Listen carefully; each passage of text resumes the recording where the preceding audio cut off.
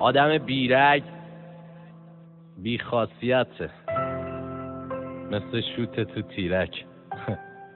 واسه همینه که هنوز چیچیم، واسه این که پشت هم نیستیم، سر بردن همو میپیچیم.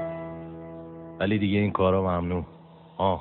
ممنوعه دیدن صورتی که سالهاست مایه ننگتم بوده. ممنوعه اون که دو رنگه و پر عقده و کم بوده. گناه و فکر بهش ممنوع، اصلا با آدم بد چشم تو چشم ممنوع. رفتارای زش ممنوع، دیگه داره فاز بد کل کشور رو. اونی که رفته عشقم بود، نمیدونم که کی کجا بشفهمون که ما دوتا دیگه مال هم نیستیم. رب منم دندم نرم و چشمم کور. غور ممنوع، تو غرمه گوش ممنوع. دل بکن اکثر چی گوستم بود. یه سری درد مال بدیامه، یه سری هم یادگاری از یه دوستم موند. حتی بغل و بوس ممنوع، حرفا رو میشه از رو پوستم خوند. رفتارای لوس ممنوع، آره اینجا تاریکه اما اون سرنور. حرص ممنوع، باید مثل سگ بدو بازداشت و حرص ممنوع.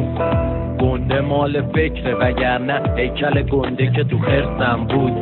دروغ کوچیک و بزرگ ممنوع، پریدن با گرد ممنوع. مار ممنوع، نیش زدن یار ممنوع. رفتار مثل سوسمار ممنوع. دیدن صورتی که سالها مایه ننگتم بوده. ممنوعه اون که دو رنگه و پر عقده و کم بوده.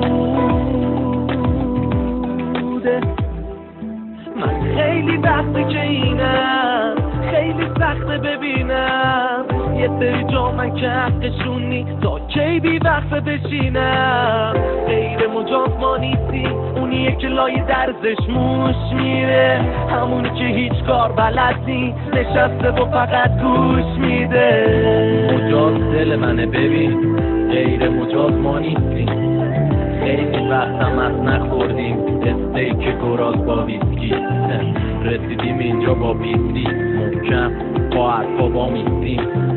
سرمونم که پایین جلو همه سونخ بز و این حرفا نیستیم. بز شاخش خوبه و شیر دلش قبول دل نباش و علکی جیب بکش. بفرم خودتو نزن به خریت که همه چیو نشون میده رنگی پریده. هر نفرین و آق ممنوع، عبد تو اتاق ممنوع. حرف مرد و غیبت و غرور و بحث با اولاق ممنوع. ممنوعه دیدن صورتی که سالها مایه ننگتم بوده. ممنوعه اون که دو رنگه و پر عقده و کم بوده. ممنوعه دیدن صورتی که سالها مایه ننگتم بوده.